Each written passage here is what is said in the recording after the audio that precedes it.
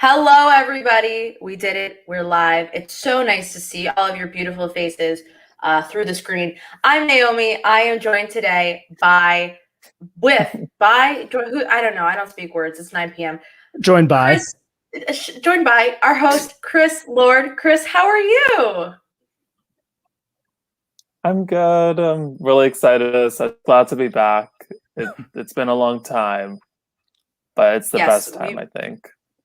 Yes, we missed spending every night together online, on calls, on text. So we said we gotta put this season out so we can hang out more. And today we are joined by not only is he a podcaster in his own right, but he is for this season one of our crew members and the handler of the Algonquin tribe. It's Jordan Kalish. Yes, baby, how are you? I'm doing great. I've been very excited to finally see this episode after it was 2 years, a little less than 2 years, but it feels like such a long time ago because so much has happened since we filmed Survivor New York season 4, and it was really cool. It was so cool seeing, first of all, the Algonquin tribe, which, as you said, Naomi, I was the tribe handler, so I got to see all of that put together. But then I got to see the other tribes as well, so I had no idea pre-merge or what was going on with the other guys. So really cool to see, and I thought it was great. I think it's my favorite episode so far of Survivor New York. I'm biased, but favorite episode so far. So, Chris, tell us a little bit about this episode. How was it editing for you? Just let's start off with the basics. We're back, baby.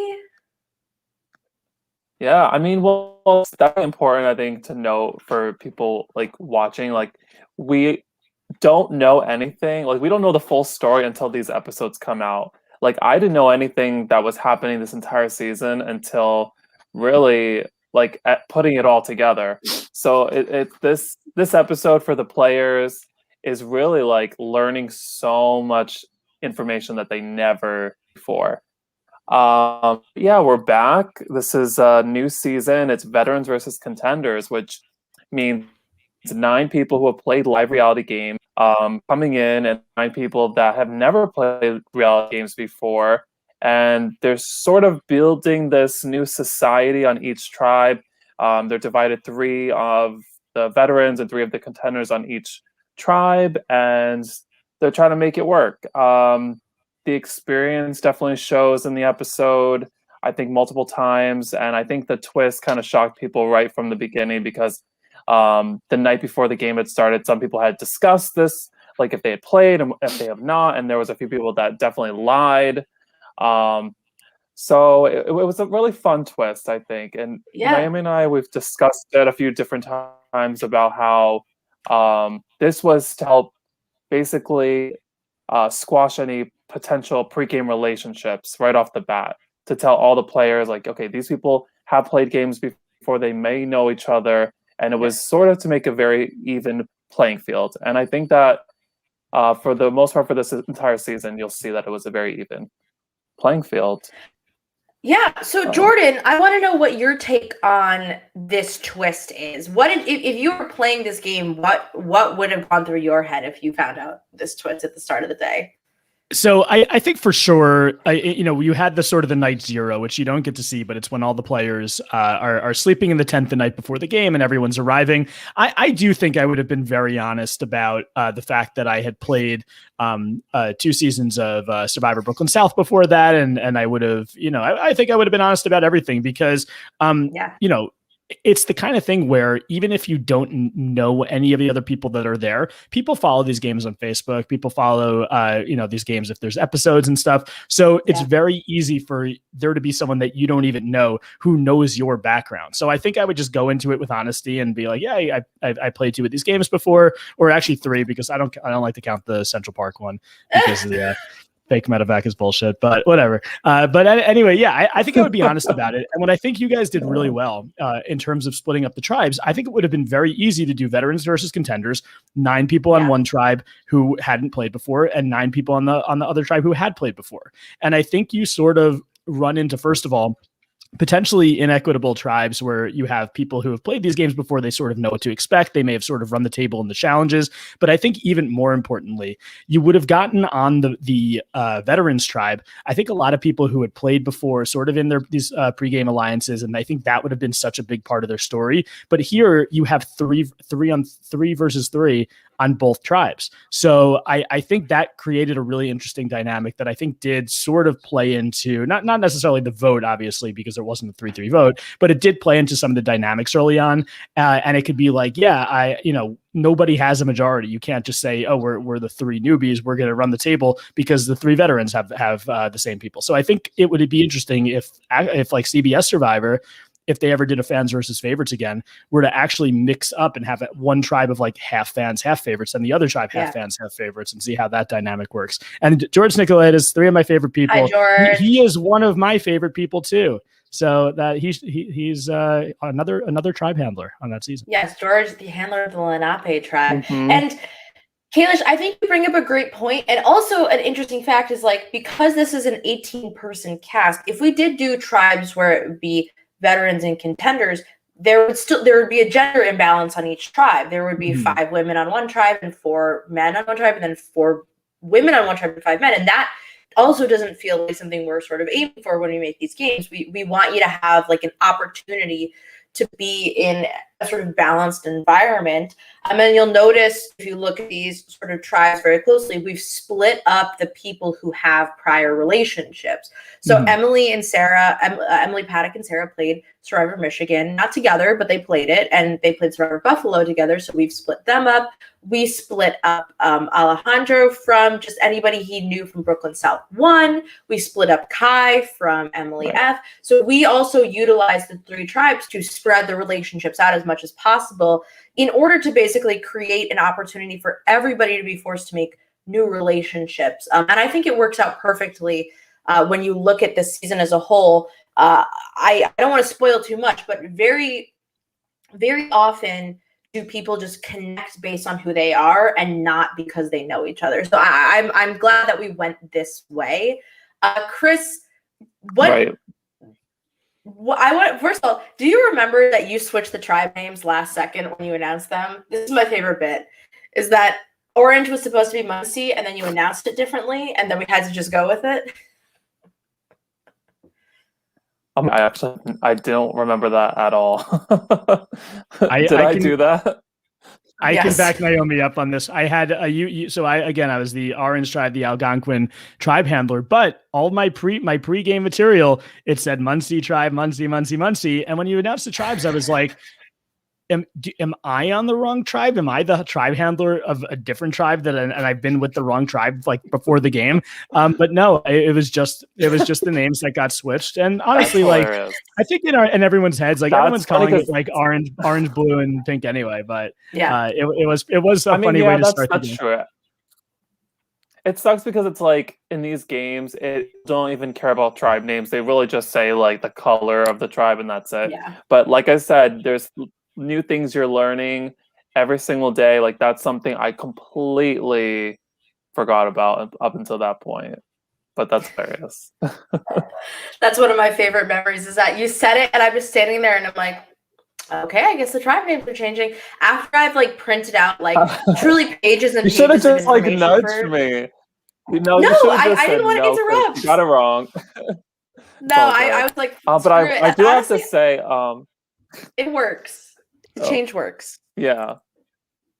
I have to say about Stacy's comment that it's very true. I mean, it's like, new relationships are the things that should matter in a live game, is because you're coming out there and you're trying to have an authentic Survivor experience. So coming in there, knowing people and saying, hey, I'm just going to stick with them and ride it out to the end and backstab all these people just to work with someone that I know previously, it just doesn't really work, I feel like.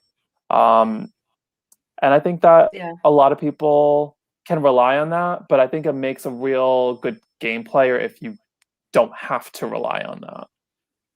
Yes. So let's jump right into this game. So we saw in the preview, we made them run for some food. Jordan, would you have gone for the white rice? Did it ever occur to you that there was an idol in there had you not known? Had I not known, it probably wouldn't have occurred to me. I think I would have just been doing the challenge. My head would have been in like, I probably knowing myself, like I'm thinking I want to win this challenge. I think the strategy might be to go for the closest thing and then kind of go from there, because you have to get a certain number of items to win the challenge. So yeah, I don't think, and also the white rice, like, I mean, I don't even know when they grabbed the jar if they knew that it was white rice in there. I think they were just taking something. I probably would have wanted, like, I don't know, something that tastes better than plain rice. But I don't know. I as someone who, you know, if I'm really thinking about this critically, though, and I'm thinking which one of these items might have a note, I guess the one that has like a sealed jar might be the one that's the most likely. But I don't think as a player I would have been thinking about it. As someone who was filming it, you guys told us where the that the notes were in the Slim Jim and the rice. So I was really happy as the tribe handler of the tribe that got both advantages, that my tribe had both of them. And I knew when I was filming the show that I wanted to really focus on that rice and that Slim Jim, because, and I didn't want to, like, if anyone was touching it, I wanted to make sure I got it on camera, because I didn't want anyone to find it without it being on the show. And luckily they kind of all sat together, so it would have been impossible to miss. So I in the back of my head as a production person, I was definitely thinking about it. As a player, I think I just would have been focused on like trying to get items in the challenge. Yeah, I kind of wanted, I pitched this to Chris way too late. I kind of wanted to do like a Genius style edit where we see the pink tribe looking for the idol. They find the clue and they're like, oh, I guess it's not here. We saw the orange tribe over here, and then just rewind 40 minutes to the orange tribe finding everything. I pitched that a little bit too late for that to be feasible. But that's kind of what it felt like is truly, I think, Kalish, you can talk this a little bit. They found that idol right out of the gate, like immediately. Yeah. It was that fast. They did find it really fast, and it kind of, there's so much luck that plays into Survivor, and they could have gotten to their table, put all their stuff down, and then went off into different group conversations or strategy conversations. That could have absolutely happened, and that's what happens in a lot of these games. But they were like, I don't know if they were hungry or they just wanted to see what they got in the reward. They all happened to just sit down, like when we first got to the beach. They took all their stuff out of the crate, and that's when they got where Paddock got the rice idol. And then it was sort of a race. It was going to be a race between them and whoever got clues on the other tribes to see who went to the bathroom first. And I think this is where, you even see Paddock, who's one of the veterans. You even see her turn to me, and you don't see me, but you see her turn to the camera and say, "Can we go for a bathroom break?" Because she knows, like, if it says it's at the bathroom, like, you have to get there as quickly as possible to get that idol. And I don't know if that's something that I don't know if a new player would have necessarily thought to do. They might have been like, oh, well, if we end up going to the bathroom, like, we're not going to ask to do it. Like, we'll just go naturally. But when you got to go, you got to go. I have a question for you, Jordan, because go ahead. I have all the footage, and like, it never is really explaining it so much, but like, they all get up to go to the bathroom, but Dresden, Liska, and Paddock go to the table. My question is, where the hell were TJ, Billy, and Sam at this point? They knew that the idol was underneath the table. They willingly went to the bathroom and said, "Hey, I don't want the idol. I don't need the idol." They basically go to the bathroom. Gave up the opportunity, and Dresden just had his mind set on that idol, and he just went right for it. Which I think Liska kind of thought that she deserved it because she sort of found the clue or something like that. I'm not sure. But like, do you remember, like, did they just kind of say, "We're going to go to the bathroom"? Or they told me they were going to, like, they told me, and I was going to follow them wherever they wanted to go. We're going to take a group trip to the bathroom, and whether they had to use the bathroom or not, like, maybe some of them did, maybe some of them didn't. That wasn't the real reason they were going there. It's like, let's go get water on CBS Survivor. It's really, let's talk strategy. But great point, Michael DeLucas. The latrine, the porta potty. I was at the latrine. Let me live, says Billy. Yeah, Billy was in the bathroom. So yeah, I think my guess is that you had Dresden, who, and it sort of came up on the episode where before any of the idols were found, I think he may have been in pretty big trouble if that tribe had gone to tribal council, because he was of all the people on that tribe, he was the one that was more quiet than the others. It's not that he was any like less into the game or less strategic. I just think the other people were maybe talking to each other more, and everyone has like their natural tendencies for how they are in a group. And sometimes the person who's the most quiet isn't necessarily going to be the target, but on this tribe, I think that may have been the case. So I think Dresden correctly saw that he really needed to go after it. So there was no way that he was going to the bathroom before actually looking at the tables. Liska, I think Chris, to your point, I think that she found the clue, and in her head, when she found the clue, she was hoping that would turn into an idol. And then for Paddock, I think she's another one who doesn't want, if there's an idol to be had, even though it might potentially put a target on her. I think she realized that there were maybe bigger targets on the tribe anyway. So I think she would have been okay with it. I think, when you're looking at the tribe, I think TJ and Billy, they probably had realized that the two of them had been getting close. And I'm sure they realized that the other four people on the tribe had seen them talking. And now if they're like these two kind of like bigger guys on the tribe who now have an idol and everyone would have seen them find it, I think, and they did sort of bring it up that they didn't necessarily want that target. And then the other one was Sam, who I think at this point, I think she felt pretty good with the other veterans and potentially with Billy. So I think that for her, she again didn't want to put a target on her. But the problem is now you have Paddock and Dresden, who may have been, especially Dresden, who may have been targets before the idols were found. Now that's when it shifted to both Liska and Sam, because you didn't want to potentially risk them playing an idol correctly and then a random person goes home. Yeah, I also think that Paddock is smart enough where she's got that original idol, right? And you see her immediately say, "Oh, this is for the tribe." So she's trying to get the target off of her back of immediately acquiring an idol. And then she also, I think, kind of holds back because she knows that she can't grab two idols. That's absurd. Mm-hmm. If somebody grabbed two idols, they would be voted out so quickly, I feel like, because it's just like, are you kidding me? But Paddock wants to know where that idol is going. Mm-hmm. And she knows that information is power. And I think to an extent, yeah, Dresden was in a bit of trouble early on in this tribe. But once he finds the idol, you immediately have to say to yourself, well, that's somebody I need to work with now because they have an idol and I need to make sure that whatever happens with that idol, it doesn't affect me. So I think that Liska and Paddock really played it here of like, I need to know what's going on. Liska probably wanted the idol more than anybody else on that tribe. And I think Billy and TJ, you're correct, Jordan, we're taking a back seat in the moment because I do think out of everybody on this tribe, we were talking about this a little bit, Jordan, I think Billy and TJ were in the best spot no matter what. I think I think so too. Connections and relationships that would have saved them if like, if they were in a really vulnerable spot, I think they could have gotten out of it. They were always pretty solid in this moment. Chris, Naomi. They were the only two.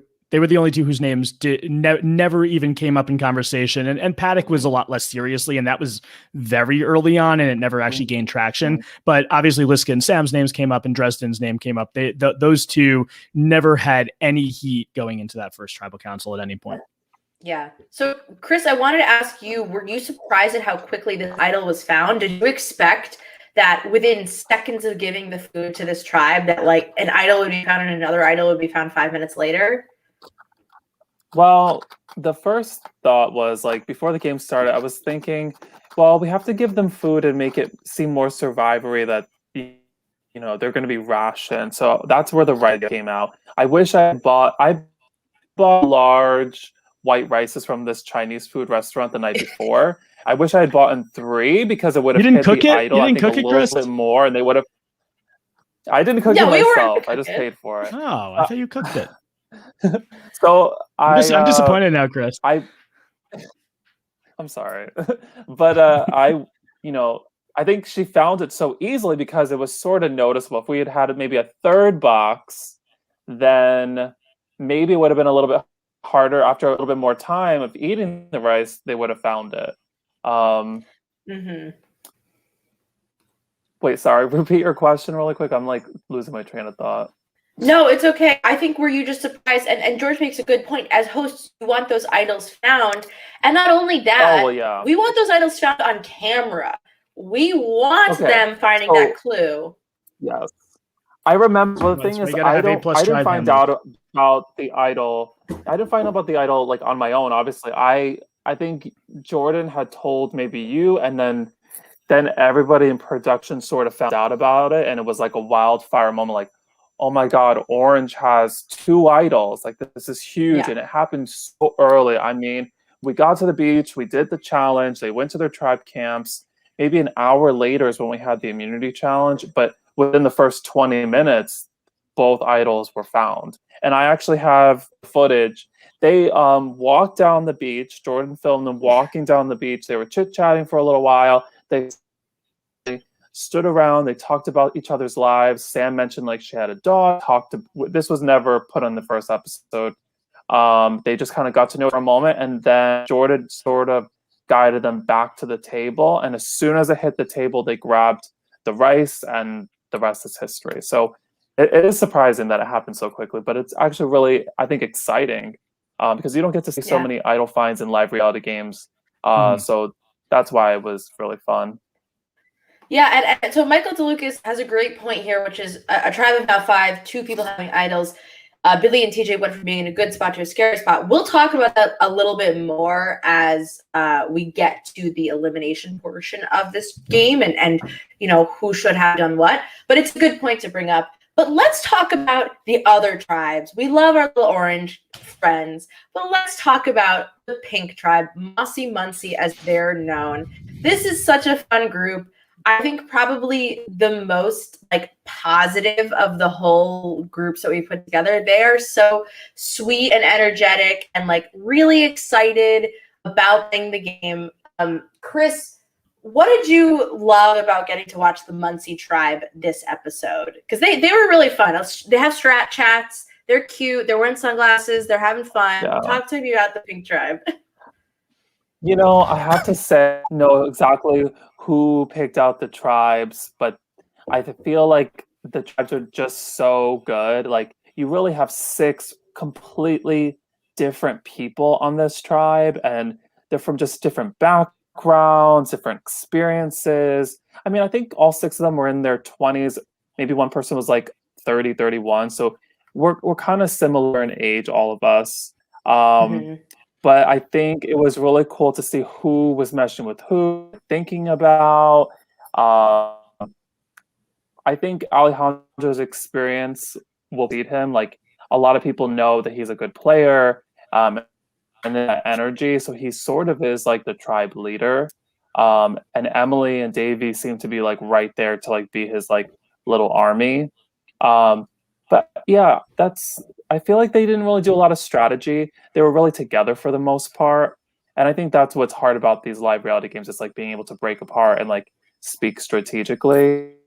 But I do love the moment where the 4 of them find the idol clue and they're, you know, trying to make a decision like, hey, should we, you know, look at this clue and go find the idol? And Kira was like, no, we should do it as a group. And they all basically listened to her, but then everyone like trying to get her to like change their opinion they want. So I think it's a good group. I think Jack is sort of like the outsider, but he's like such a rootable outsider. He's like the underdog, like that everyone just loves. And I'm really excited about like his journey on that tribe too. Yeah, I thought it was interesting that Jack gave a confessional about sort of feeling like he was on the outside and that he might be in trouble. We didn't really see why, like we didn't see how that really came to happen. That if they lost, that he felt vulnerable, and who knows who would have gone if that tribe loses, because anything could really happen in the conversations before tribal council. And I did think, Naomi, that conversation where I believe it was what Kira, Emily, Sarah, and who was the 4th one that was at that table when they found the clue? Was it? I don't remember which of the guys. It was the 3 girls and Davey. one of the guys. Okay, so it was Emily, Sarah, Davey, Kira, Jack. and Davey. Oh, was it Davey and Jack? It was definitely Emily and Kira. I think Sarah Davey, shows Jack, up Emily, in the middle. Kira. Yeah. Here's the thing. So sorry. I was gonna say Jack has my favorite quote of the episode where he goes, "My strength is not my biggest strength." I was like, "That's very astute, Jack." I think It's he said not my mine physical either. strength. I'm pretty sure he said It's my not my physical biggest strength is strength. my Amen. strength. There are different kinds of strength, but I do think though that when they're standing around the table and there's four of them, and Emily was clearly the one pushing to, look for the clue. And it was a completely different situation than the Algonquin tribe, because that was the whole tribe finding it together. There's no way around that. I think when there's four people finding an idol together, I think that's a moment where the four of them can say, look, let's find this thing. Whoever it is, like, we don't have to tell the other two people in our tribe. And you could almost form a majority right there. And I do think that Kira saying, oh, we shouldn't do this, that would, if I was one of the other three, I would automatically be very suspicious of Kira, thinking, does she not want to work with me?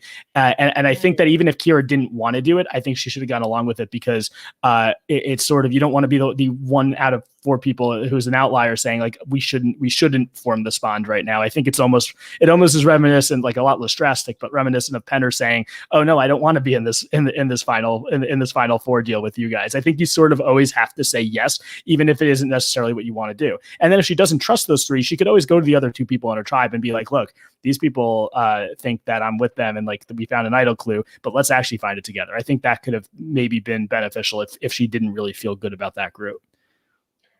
Chris, what do you think? I agree with Jordan. I feel like that conversation was sort of an opportunity for the four of them. They could have easily used that to bond them together. They could have used that as a strategy chat. But I think that moment sort of opened people's eyes about Kira, that she's not necessarily like a huge strategist, and she was really just about trying to be, fair and equal to everybody on the tribe to share whatever that note was, because she didn't know. She probably doesn't know that it's an idol clue. I mean, she could have assumed it, but I think that was a telling moment to kind of get to know Kira a little bit. Yeah. I think right now everyone should be tweeting Davey #StratChat. Everyone listening to this, what's Davey's Twitter? I think we should get this happening. I think it's at, I don't know, Mr. Sack or something. So here's my proposition to the other side of this argument, is that it is like hour 2, and you're gonna leave 2 people out of finding an idol clue when you know that when you look at, like, here's the thing. I think if they had looked at it and then saw that, like, oh, we're going to the bathrooms, then yeah, let's include the other guys, because we're gonna walk over to the bathrooms and what are we gonna say? No, we're not looking for an idol, but go away.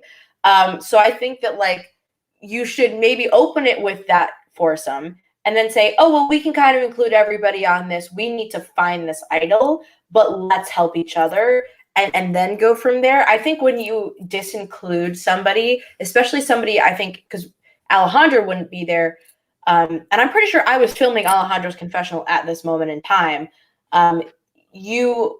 Alejandro is not somebody to fuck with, right? So to betray him and to keep him out of the loop, he's going to pick up on that right away. He is that experience that he'll know that you're leaving him out of something. So I feel like I agreed with Kira in the moment. You want to be friendly. You want to be nice to people and not seem like really schemy. I also feel bad. I love Kira. Kira was not wearing sneakers for like this whole event. And that poor girl, like, we put her through the ringer and she only had sandals. And I feel so bad. Oh man. Oh my God. So let's talk about the Blue Tribe now. Let's move on. I love the Pink Tribe so much. We're gonna see more in the next episode. They crack me up. The Blue Tribe, these are like the jock table of the game. This is like the Bronze Tribe. Yeah, this is the Bronze Tribe. This is the jock table at your high school. They crack me up to no end. So let's talk about them. Jordan, I would say this is probably the tribe. We only knew Andrea, really. Kyle and Kylene, of course. But like Kyle, Bennett, Marilyn, and Matt were all kind of new to the three of us. What did you think of this Blue Tribe? What was standing out to you about them? when you met them? Just from this episode, I mean, again, like going into Besides it, how hot Bennett is, of course, as we all know. I was very curious about what was going on with the Blue Tribe, because Andrea is a friend of mine. Kai is someone who I've played the game with before. I hear my voice for some reason. Kai is someone I've played with before. I think I had met Matt once. I didn't really know him so well, but I was very curious to see what the vibe was like there, because they were doing so well in those first two challenges. And I did get the sense that the Orange Tribe, in my conversations with them, and I don't know if these confessionals are going to end up like, being in the episode, I do think they saw the Blue Tribe as sort of like the cocky tribe, and they kind of earned that title, I think, because they did perform so well in these two early challenges. And I really do think they also seem to like each other. And that's what that's the sense that I didn't know what was going on there when I was filming the Orange Tribe. But it was kind of cool to see that not only were they this cohesive group in the challenges, they were a cohesive group socially, and they really do seem to get along. I think there was maybe one confessional, and I think it was, Kyle had said, Bennett might be a threat down the road, but there were no plans to like get him out immediately. I think that Kai had said that Nat is maybe the one, because she wanted to keep the women on that tribe together. So I do think that, of course, any tribe of 6, there is going to be the person that if they go, they have to get rid of someone. So people are definitely thinking about it. But at least outwardly, they seem to be they seem to be the one who of these tribes who doesn't like it have an obvious like, we're going to vote this person out if we lose. Yeah, exactly. I think that they're in a tough spot where they're starting to really, really connect with each other, and so they're like, oh, I don't know who I would vote out. They're my family, and so if they do go to tribal council, it will be very interesting to see sort of the way that all breaks down. And that's something that I think is very interesting is Kai really talks about how she doesn't want to vote out any of the women really. And Kyle is just kind of basking in the glory of how good they are. And then Bennett is like always like has his back up against the wall, like who's trying to come for me, I will kill them. And that's what I love about Bennett. He doesn't take a second to stop thinking about who might be trying to vote him out. Yeah, you could see his gears going during, and I really like Bennett's confessionals. To me, they seemed very like Survivor-y. Yeah. The thing about Bennett though is that he's like overly worried about every little thing that he does. Like he's worried about how the other tribes perceive him. So now he's having to rethink about his own strategies about how he's going to play in the challenges, how he's going to present himself, even to his own tribe. And I think that's very interesting. Something funny that happened the night before the game was I had to pick, up the players at the train station, and we had 2 cars, and I didn't really think about who, we were going to divide into each car. And I remember I accidentally put Bennett, Andrea, and Marilyn in my car with me. And it was just so awkward in that car. Like the tension was so, I don't know. It was just so awkward. And just to see them all end up on the same tribe. And then, I don't know, I can't really explain it right now, but just to see them end up on the same tribe and just have that awkwardness sort of like still be there is just funny to me. I had behind the scenes, but I think this tribe is great. I'm sorry. Yeah. No, it's fine.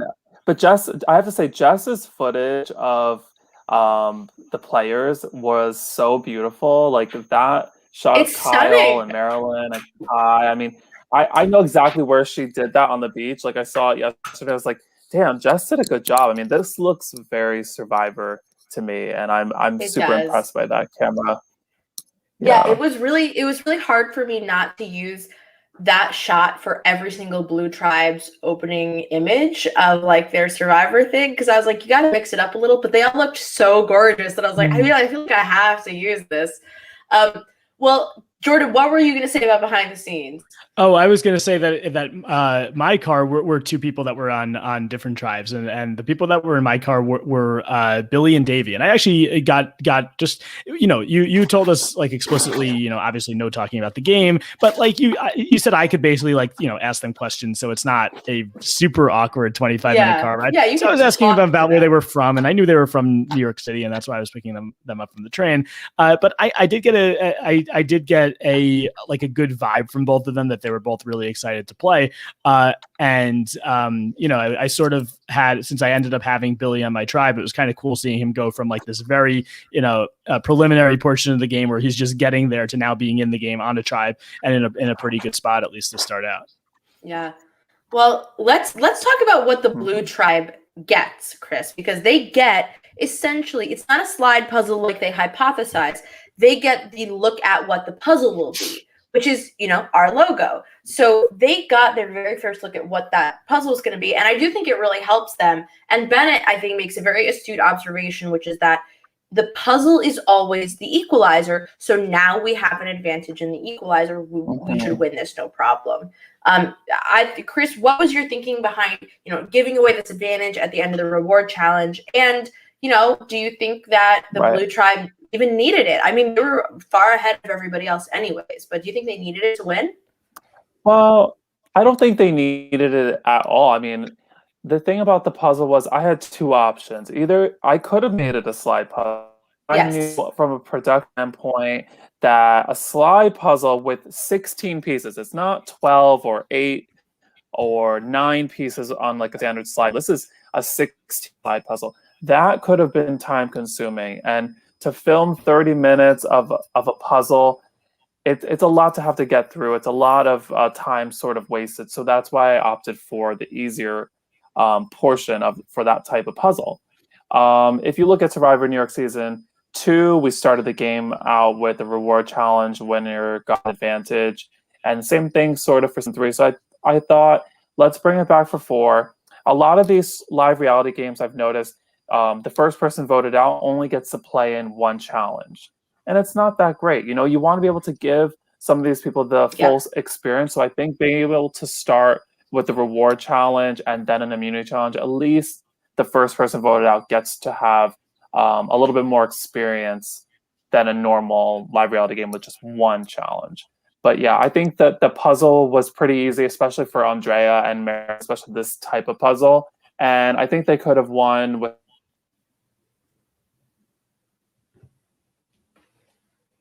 Did we both just lose Chris? Oh. Yeah, I think we lost Chris. It seems like he's Chris, frozen. Oh, now he's moving. Say that last part again.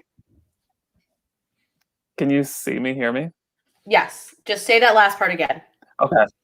So basically, I think that the blue tribe could have won single-handedly without any sort of advantage because of the two people that were working on the puzzle.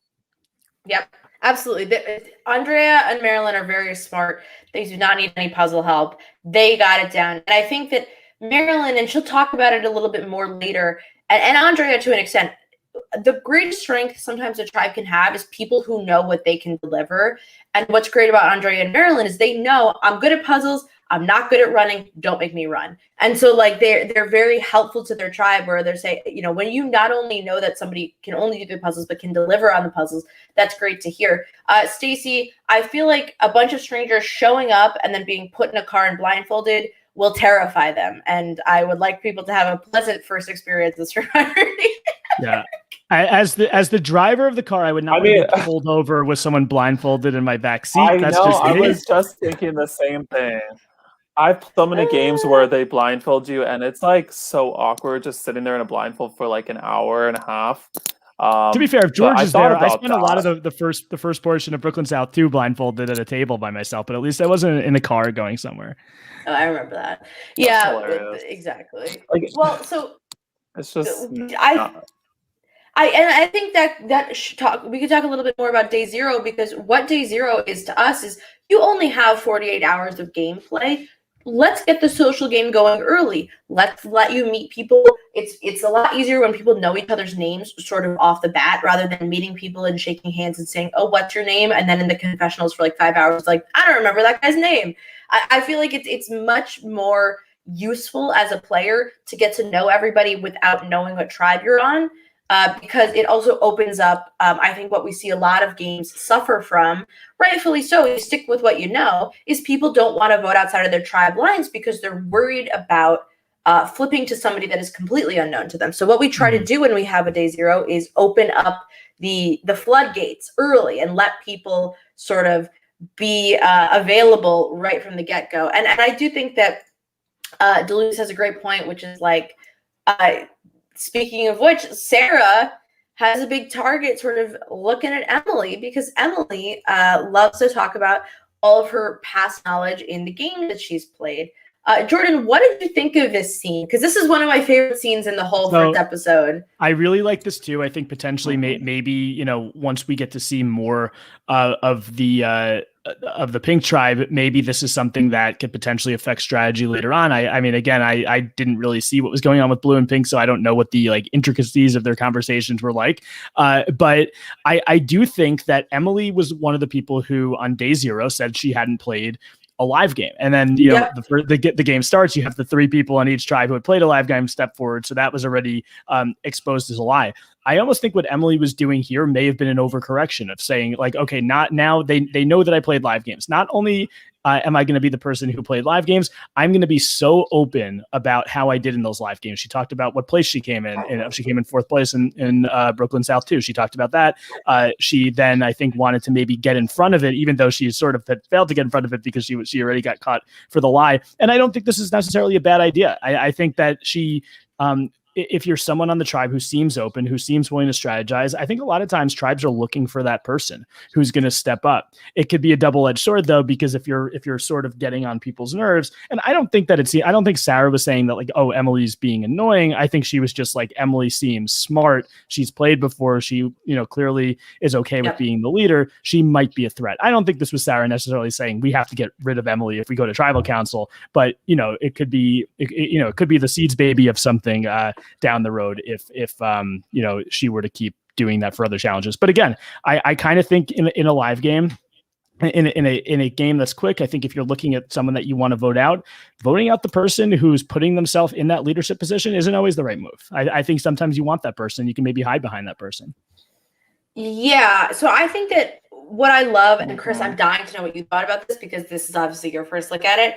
What I thought was that Emily was providing a lot of useful advice, but sometimes it's better to just let your tribe lose or give the advice in the moment than point it out early on and kind of like give all of your information up at once. Lucas and Stacy were not on my tribe, but I'm sure any of my tribe mates on Real Foot 5 will tell you about that with me. And I think at the end of the day, when you have strengths, just keep them until the time is relevant. Don't talk about them in sort of a way that advertises them because they're not always going to be useful down the line. You just keep it sort of to yourself. Chris, what did you think of this moment? Because it cracked me up. I think I told you this like 5 times. What did you think? I mean, I love it. I think it's so iconic. I love Sarah's lines. Like she's a great storyteller, and I just love being able to like bounce that confessional with Emily things, and then bounce back to Kira, who actually likes it. But the thing is, I sort of agree with Jordan that like, yeah, it's like an overcorrection. At the same time, I think she was called out as a veteran, and she has a lot of pride. She, you know, Survivor Brooklyn South 2, I mean, we all know it was a journey for her. It was a real game. She had to compete in every single challenge except for the final challenge. And she only won 1 challenge during that entire season. Had a lot of knowledge. I mean, she has a lot of background being able to fully play a game from start to finish, basically. So I think that there's a lot of pride there, and she wanted to share that. And I think some people like Kira appreciated that, being able to, you know, take a little piece of her and, you know, use it toward the game. And I think they definitely did that in that first challenge. For sure. And I think when I said it was an overcorrection, I don't necessarily mean in a bad way or even that it was a mistake. I think that being a leader is on your tribe in terms of either being strategy. I think if you're the person who is, you know, who's planning or at least strategizing before the challenge and you win, that's potentially credibility for you. And that's something that your tribe members might see and say, oh, I followed this person before the challenge and we won. Maybe I should follow this person when it comes to strategy. I think subliminally it could plant some seeds in people's heads, and it could put you in a good spot in the game. So I think you like you said, Naomi, we saw that with Kara's confessional, where she liked the fact that Emily was doing this. I think you kind of need to like pick your spots. And I will say about Emily too, not only is she someone who had played a live game before, she's someone who plays social strategy games all the time. She plays a lot of social deduction games and board games, and she has that gear where she loves being able to think strategically and use that to her advantage. So I think it's again like Jack said, you gotta, or I guess I could go back to what Jeff Probst said. It's not who has the advantage, it's what's the advantage. And I think that one of her advantages is being able to have that gear and think strategically and use that in a way that's going to benefit our tribe. And I think she did that here. Yeah, and George bringing up a great point, and this is something I always think about, is that when you have a little bit more time, obviously every behavior matters, everything you do matters, but you have a little bit more time to just get people to know you, and you don't need to give all your information out at once. You can listen to other people and get to know other people and what their strengths are, and really sort of find other people and find their value and then present your own value. But I love Emily.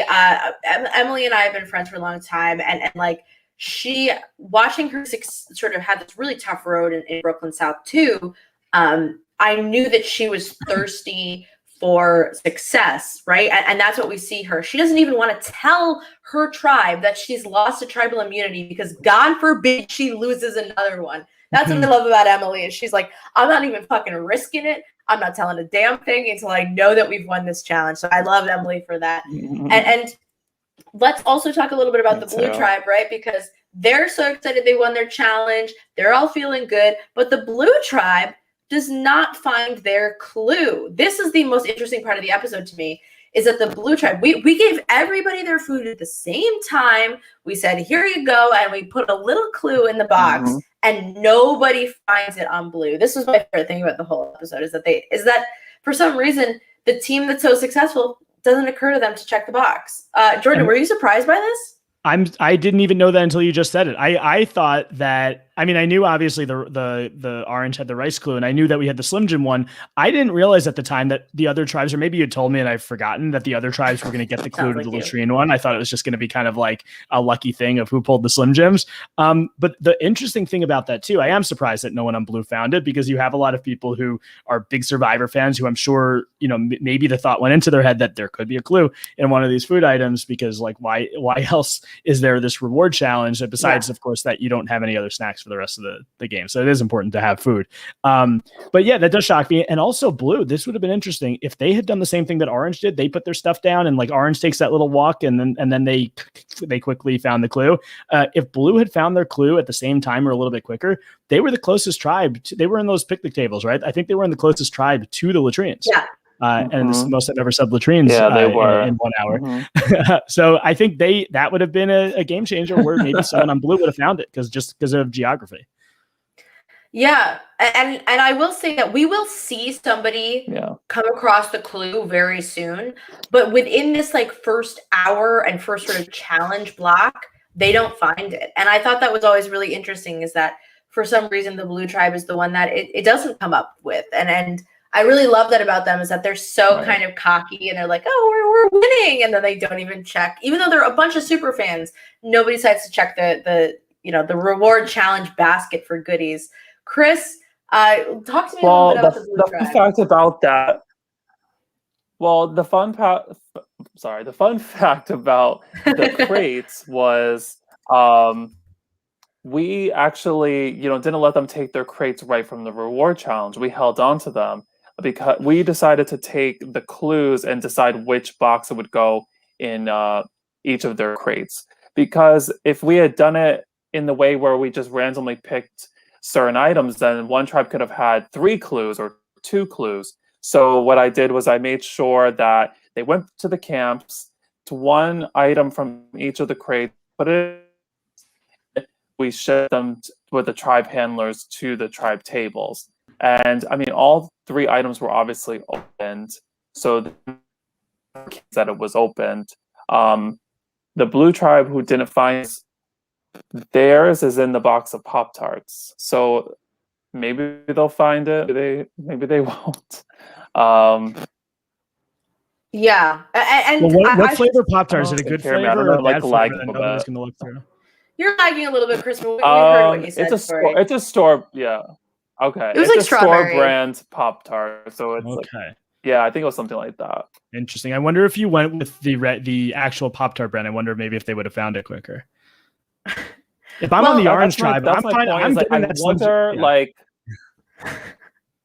wonder if it would have been something more exciting of a box. Like maybe they would have opened it quicker. So I don't know if I played a role in them not finding the clue sooner because maybe they just didn't really want Pop-Tarts. You know what I'm saying? Versus like a KFC chicken sandwich or something. Oh, I mean, maybe I affected it. Yeah, well, I don't know. So it's interesting looking back because I could have affected that. I love Simpsons. I think I would have found that orange idol, by the way, if I was on that tribe. Well, here's what we talked about, right? Because it's not the orange idol; it's the idol orange finds. But the way we designed this was that each tribe was going to get the same clue to the idol, and then we'll find out a little bit later about the third idol that's out there. And realistically, we wanted it so that every tribe had the same opportunity to find one of the three idols that existed out there, because we figured that just sticking it under the table wasn't going to be as exciting, because then, you're finding it in front of your whole tribe, and then it's kind of weird. So what we decided to do was we made sure that everybody had the equal opportunity to find the idols, and it was just about who took the initiative. And that's kind of what I love about this episode, is that the orange tribe took their damn initiative, and they made sure to get up on their feet and go find this idol. But let's talk about the strategizing now, because the orange tribe has lost, and that's what's going on. Jordan, when your tribe lost, how did you feel? Were you upset? I mean, I would have been if I were a member of the tribe that could get voted out. But as selfishly as a tribe handler, I'm like, okay, I have the interesting tribe. Not only do I have the tribe who has both idols, I have the tribe who's now going to tribal council. I have the tribe that has to change up their whole initial strategy because Dresden, who probably would have been the vote, now has an idol, and they're worried about him playing it and going back on them. I still think there is a situation here where a plan could have come together for Dresden to get votes, and you flush the idol. But again, then you're potentially taking someone, maybe, Dresden, all of a sudden he was the outcast on the tribe. If you're able to make him feel welcome and now he's a player on your tribe with an idol, that could be a powerful ally to have. So I think maybe that was in the back of some of their minds. I was sad for Liska or Sam, because I knew that one of them was going to end up being the first boot. It was just pretty clear at that point through their conversations that one of them was going to go first. And I really liked both of them. But as someone who loves Survivor, I knew that I had the tribe that, at least in episode 1, was going to be the focus. So that did come to fruition. And I think you guys did a good job of highlighting all the tribes, but obviously the tribe that goes to tribal, I think, you just see them a little more, you get to see their strategic talks more. So I was interested in that. And I do think it was, it was pretty interesting to see how this vote came together, of weighing the option of, pros and cons for Liska, pros and cons for Sam, and then finally landing on Sam. Yeah, and so TJ's here. Hello, TJ. TJ, happy Pride to you, ally. I don't know if Dresden is going to be the vote, though. And this is a good point, is Dresden was on the outs, but I think he was working his way in.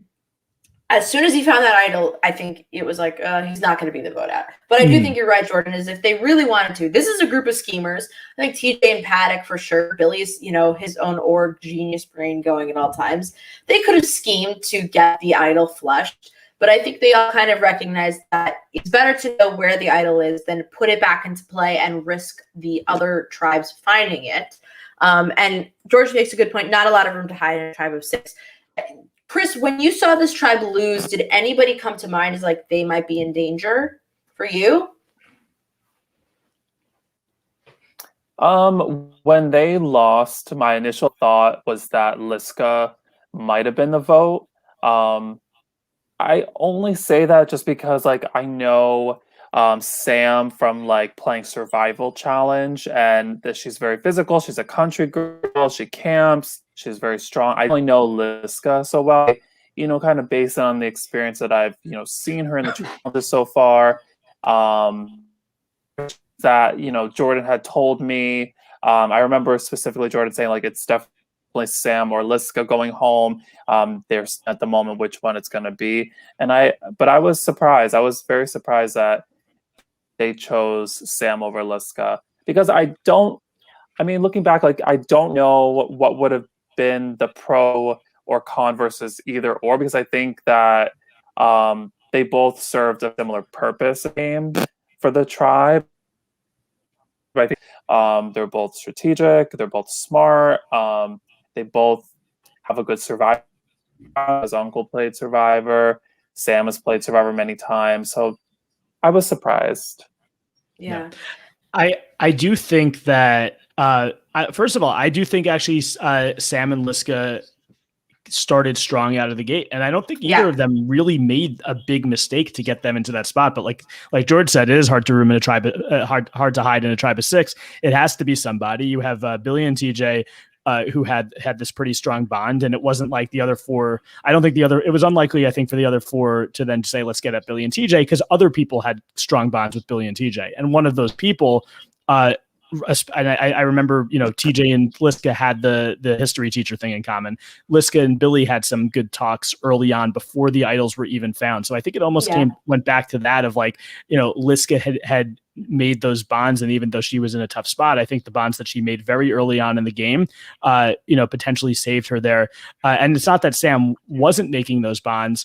I just think that it came down to like, who do I see myself working with long term? And I think that they didn't see Liska as someone who was necessarily going to turn on them. And I don't even know if that's what they thought about Sam either. I just think it was sort of like, 51-49. And I'll be honest, like there were like frantic conversations before Tribal Council, and it was clear that it was going to be one of the 2 of them. They going into Tribal Council, I only see the conversations that I'm filming. There's other conversations going on. I wasn't 100% sure who was going home. I thought it was probably going to be Sam, but I remember thinking it was like maybe 60-40, 65-35 Sam over Liska. There could have been a conversation that someone else films where it was, Sam and 3 other people. And if they get a majority and I miss it, I don't know who's getting voted out going into Tribal. So it was that close where I really don't think that Sam is one of these people who like doesn't connect with her tribe, and that's why she's the first boot. I think she did connect with her tribe. I just think they had to pick somebody. You had the idols to contend with, and it ended up landing on her. And I know there was a confessional too about the challenges, but like I don't think in either of those 2 challenges anyone really stood out in the Arch tribe as being like much weaker than anybody else. So I think it was so close, and you just kind of have to pick somebody. And something I wanted to say is that I think what Paddock does here is Paddock realizes that she wants to create a group of 3 with TJ and Billy. And I think what you'll have to look out for and see if it catches up to her is what Paddock is very good at, because she's very young, right? She's 20 when the season was filming. She's good at making you feel like you are her older sibling, and you are there to work with your like cool, younger sister that you actually want to kind of hang out with. And so what she does a lot of the time, and I think you see it with TJ and Billy in this instance, is she sort of says, I'll do what you want to do. I just want to work with you. So whatever you feel cool about, I want to make the best decision for both of us. And I think it's really smart because her name was on the chopping block just a little bit early on. And I think it came up again when the idol was found, just to be like, oh, shoot, she has an idol. Are we going to vote her out? But that's what she does really well. And I think it sets her up for success. And I do think that TJ and Billy, to an extent, did not want to lose Liska. And that's what it all boiled down to. But Sam played perfectly well. This was, and there's so much chaos behind a unanimous first boot, right? Like it was no fault of her own. And I don't think that she, deserves anybody to say, well, she's bad at the game if she was voted out first. I don't think that's true at all. And Chris, I wanted to know, because I didn't know if Sam got back to you, what has Sam been up to since Survivor New York? Yeah, so I mean that's obviously one of the things missing here on this podcast is Sam. So unfortunately, she couldn't be here tonight. She's flying somewhere tomorrow early, so she had to go to bed. So she said, after playing Survivor in New York, I almost backed out of playing in Survival Challenge Africa because I didn't want to fail so epically again. So she played in Survival Challenge in South Africa about 1 month after Survivor New York. Um, she ended up making it to the final 3 of that season. She played against like some real survivors like like Wendell Bryce and from Bryce, Young. yeah. Yeah. So And she did it, and Jack she from The said Circle. yes. Oh, was She he in said she that? I didn't know gained a that lot Jack of from the Circle's life in that. experience. Um, she had a lot of friends convince her to go because she actually, like, I feel kind of sad about this. Like, she said a lot of the anxiety and the feeling she had from Survivor New York kind of convinced her not to go. Yeah. So her friends and her family convinced her to give it another shot. It's going to be a different country, it's a different place, different people. And she ended up making it to the final 3. And I think if it had been a final 3 tribal council versus a final 2, she could have ended up winning the entire game, Wow. which is really exciting. And yes, Eliza also did play that season 2, who played in Survivor Brooklyn South and Survivor New York season 2. So it was pretty cool. Yeah, but unfortunately, say, Sam. really, oh, sorry. Fine. Sorry, I'm like lagging, I guess. It's okay. I did ask her some other questions really quickly. She said that she would love to play more games eventually. She didn't feel that she was a good fit for Survivor New York. She said most of the players were from the city and they knew each other or had played previously together. She says that because she's a country girl from Maine who had never met anybody before, she found it a little bit harder to connect with the people playing. She said it was so fast paced, she was unable to keep up, and hence why she was the first person voted out. Kind of makes me sad to hear that. I don't think being from the country necessarily is a reason that these people voted her out. I think that it could have been a strength for her being from a different background, a state that I never really get to experience. I would have found a lot of interest in that. And I know a lot of people, like Stacy, has traveled all over the country, and she's from Ohio. So it's like I feel like that could sort of be an advantage for some people, but I think Sam took it in a different direction, which is unfortunate. Yeah. As someone who was filming her tribe the whole time and like literally with the Algonquin tribe, I don't think first of all, I don't think she was a bad fit on this tribe. I think that she did connect with people. I think you saw it in the conversations leading up to tribal council. People clearly towards the end of those conversations were telling her to her face that it's going to be Liska when it was in fact her. But I think early on in those conversations, I think people were perfectly willing to work with her. And I think it was sort of the situation that she found herself in on a 6-person tribe with 2 idols. It had to be someone. It probably wasn't going to be Billy or TJ. So that really just left her and Liska if they didn't want to go after someone with an idol. So I really think it was very situational. And I think you could tell from those strategy talks, the ones that were on the episode and some of the ones that didn't even make the episode, that she knew what she was doing. Like she knew that she had a plan. She was like, I'm going after Liska. I see that she's the other person who could get voted out here. And I think it could have worked. Like I think what she was doing was she had a plan that could have been successful. It's not like one of these people who go out and play Survivor and they completely rub their tribe the wrong way and they don't have any strategy in their first boot. That's not the case here. And I think overall with this whole cast, I don't really think there's anyone who doesn't know what they're doing. I think everyone is either a Survivor fan or player, and I think everyone has like a pretty good shot at this thing because of that. And also, unfortunately, and don't tell them I said this, but Sam unfortunately had to end up on a tribe with TJ and Billy. That's an unfortunate situation, and don't tell them I said that. Rude. I'm kidding, TJ and Billy. Jack coming in with the pun. Sam is obviously this season's main character. And I'll say this, like, as a fellow first boot, it's happened to me. It can happen to anybody. I think I understand exactly what Sam means when she says that, like, you get really self-conscious about how you play and you think that you're just not good at the game. But again, that's not true. Every scenario is different. Everybody can succeed if they take to heart what happened in the game before and try and be better. And I think it just goes to show, right? Sam getting 3rd place in a game in South fucking Africa is like crazy, and good for her. And Sam is awesome, and her family is growing. Like, she has so much sort of awesome stuff going on with her, and I'm sure that she's still up there in Maine helping out. And like, we wish her the best. We wish she could have been here, and I know that everybody at the very least had a great time spending time with Sam. And like, it sucks to be the first boot, but I don't think it is any indication of who Sam is as a person. She joins the pantheon of great Survivor seasons that were filmed in the continent of Africa. Third placers, you got Lex, you got Sugar, and you got Sam. So that's pretty good. Oy vey, oy vey. Yes. Thanks for spoiling Survivor South Africa for me, by the way. That's hilarious. I'm kidding. So any final thoughts on this episode? If anybody has any questions in the chat and wants to drop them, let us know. But otherwise, are there any questions, like anything else we need to talk about this episode? There have been some amazing things going on. Like, we're ramping up for season 5, but also we have things like there's the feedback form that you can fill out to provide feedback on what you thought about the episode. You can also, let us know what you're thinking by joining our viewer group on Facebook. But Chris or Kalish, anything else that we need to talk about right now in regards to this episode?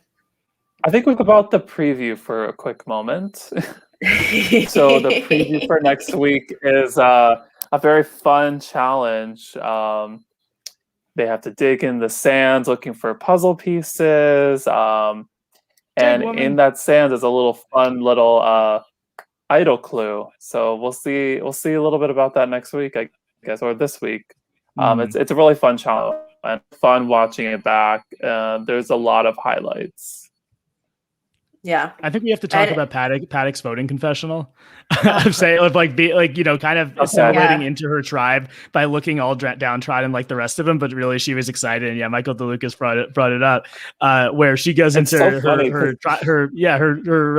confessional. Her demeanor changes completely, which is great, and she's so excited to be there and vote somebody out, which I think is what you want to see from people playing this game. Yep, she's so It's actually funny. a really long voting confessional. Like, I can't wait until we release all the voting confessionals for this season, because the whole voting confessional that she has is hilarious and it's long and she doesn't know what to do.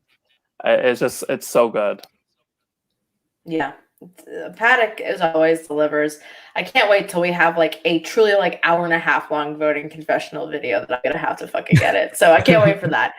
And I think overall that this next episode is a lot of fun. The challenge gets really messy. People are pushing each other. Like, you're gonna start to see, I think, some of the seeds of where tribes might piss each other off that will carry on through the rest of the episode. And that episode is literally on Friday night, so get ready for that.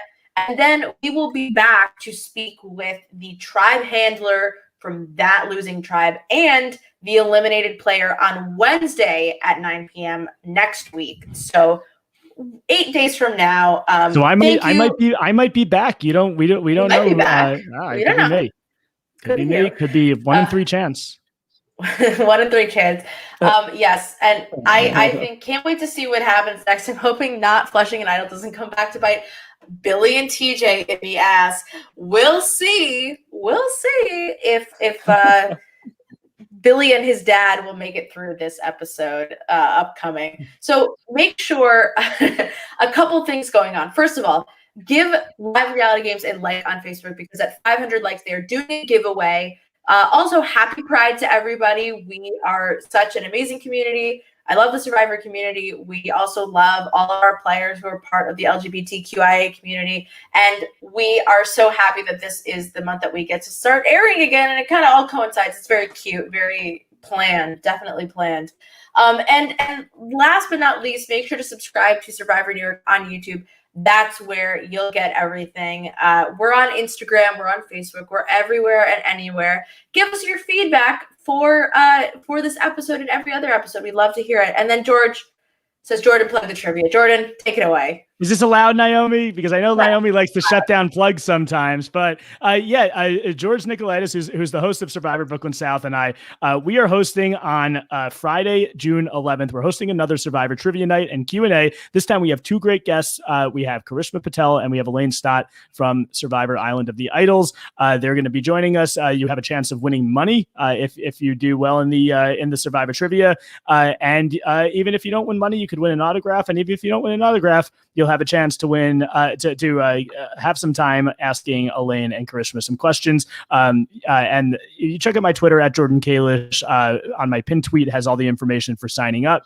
I'll retweet it out again, and would love to see you there. And awesome. And Dresden, hello, welcome, very late. Dresden makes a good point, which is I just want to mention that the reason why I kind of took the initiative of finding the idol was for the fact that I felt like an outsider in my tribe and wanted a little leverage to keep me in the game longer.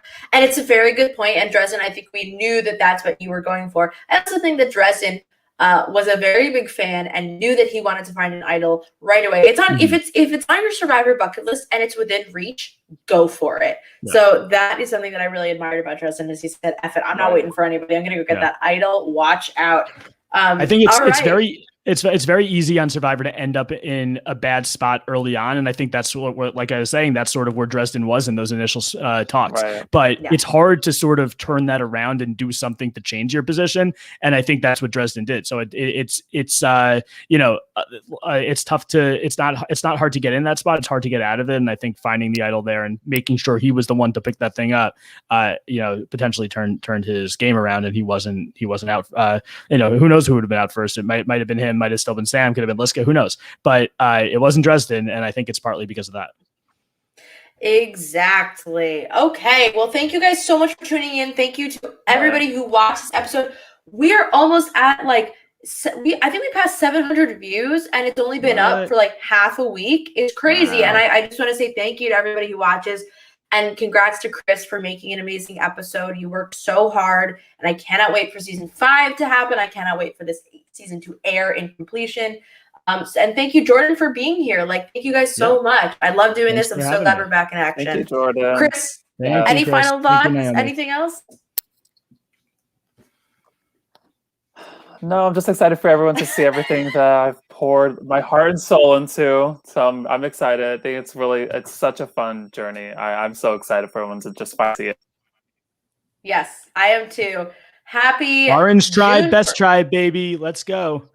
Happy June, everybody. I will see you next week, Wednesday at 9 p.m. for the podcast, but Friday at 8 p.m. for the live episode premiere. See you then.